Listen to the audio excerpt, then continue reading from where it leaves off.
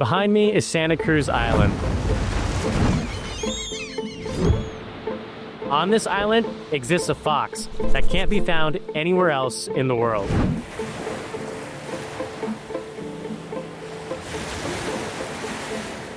And 35 years ago, they almost didn't exist.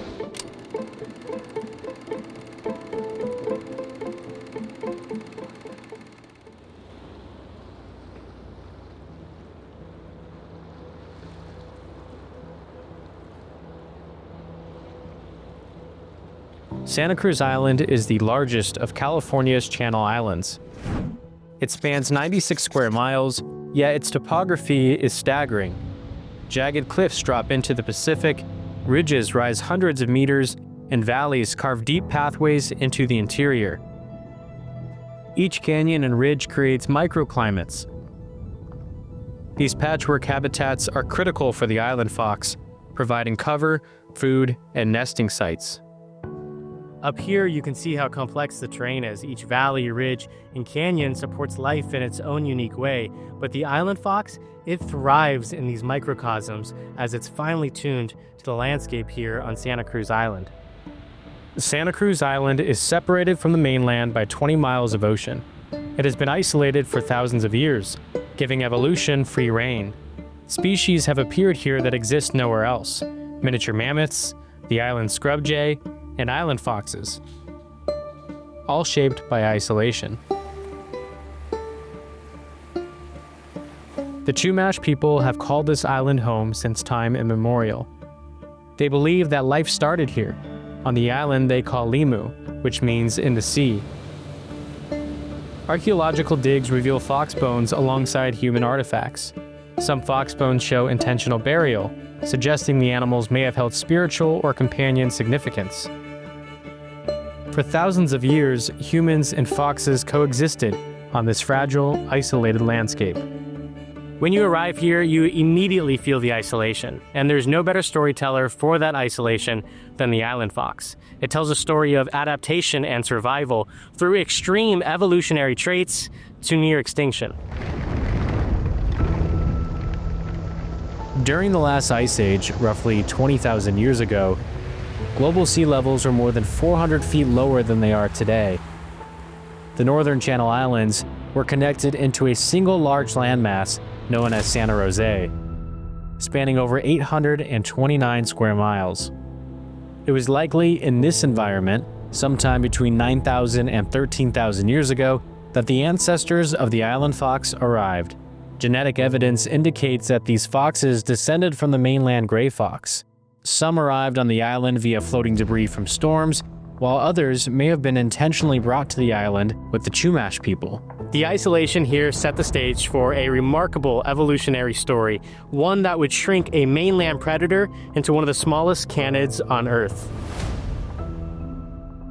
Life on islands rewrites ecological rules. Limited resources drive insular dwarfism, where mammals shrink to match available energy. The Santa Cruz Island fox weighs only 4 to 5.5 pounds and stands under a foot tall, half the size of its mainland ancestor.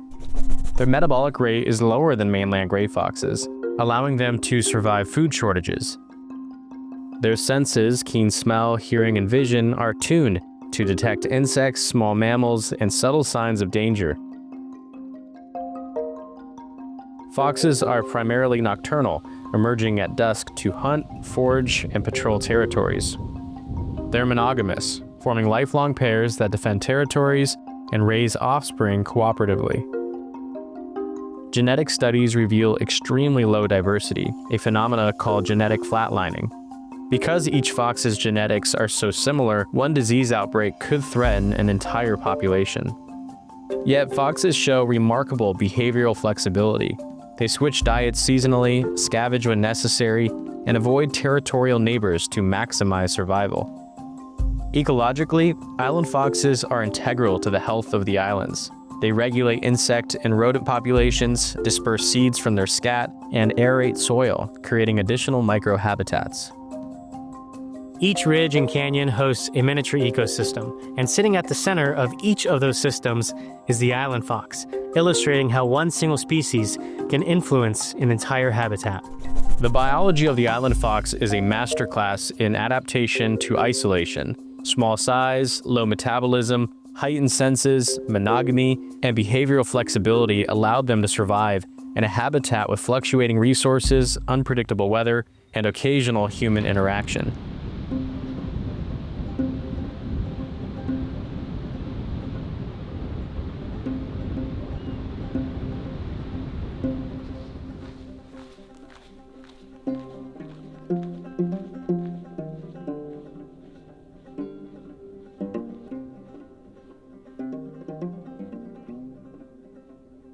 Everything changed in the 1800s when European settlers and ranchers arrived. They brought sheep, pigs, and cattle, introducing grazing pressure that the island had never seen before.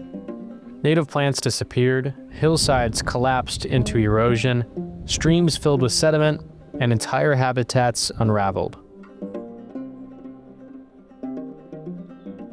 Ranching didn't just reshape vegetation, it rewired the food web. Feral pigs escaped from ranches. Their population exploded across the island, tearing up soil and attracting predators.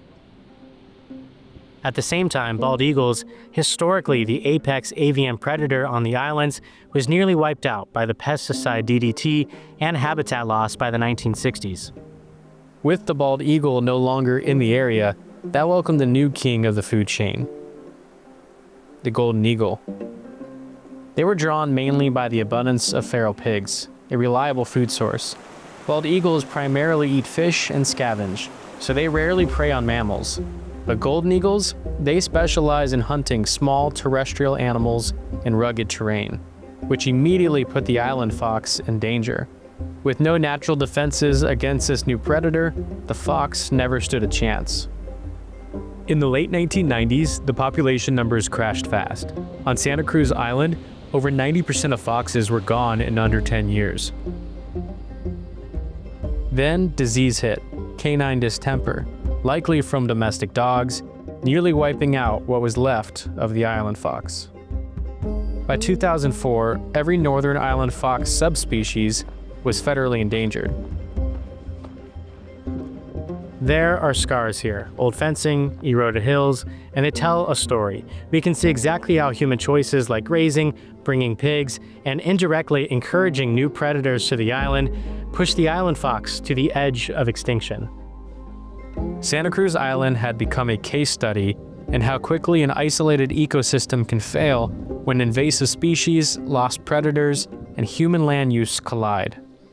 1 century of human decisions nearly erased a species that survived here for thousands of years.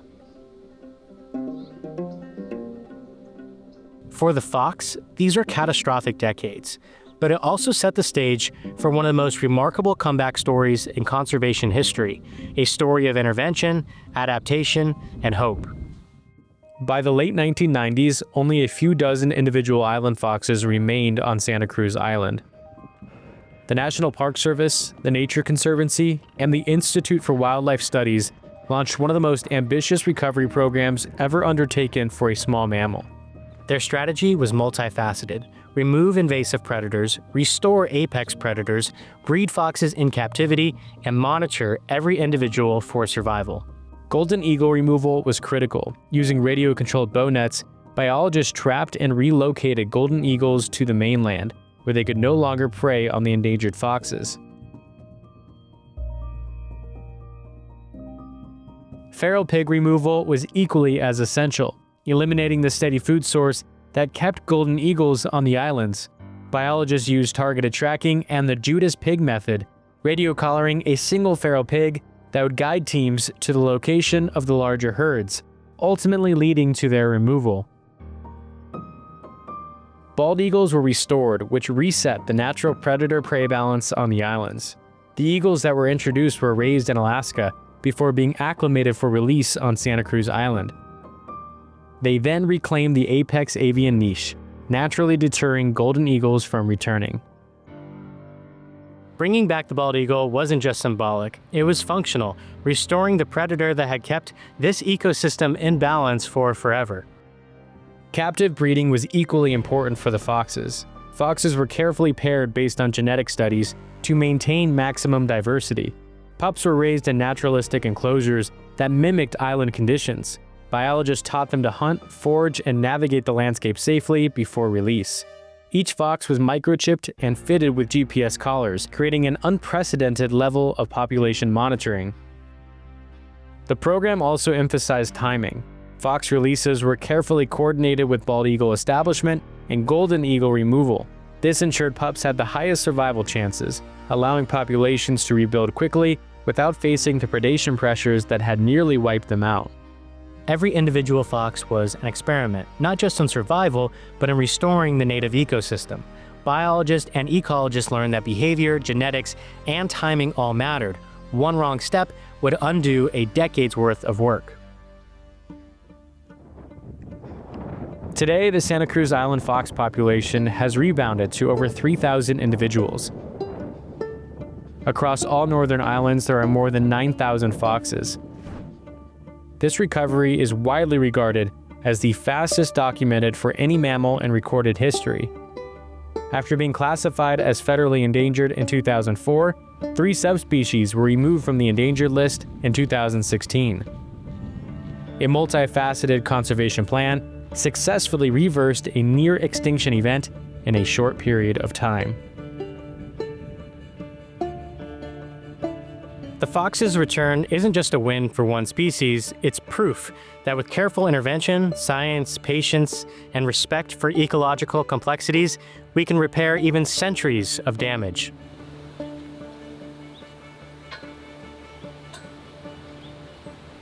On this island, the smallest predator tells the largest story of loss, repair, and the delicate balance between humans and nature.